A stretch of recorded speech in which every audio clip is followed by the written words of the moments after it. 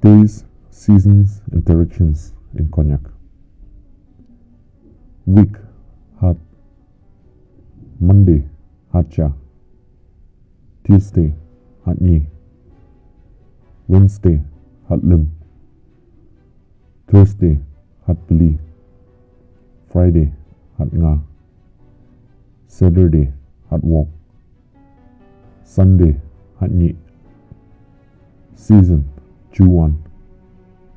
Spring, Shem or Auling Juwan. Summer, Jo. Autumn, Lao. Winter, Inu.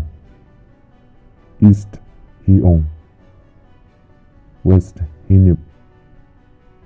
North, Upyi. South, Hiye. Street, Pinkak.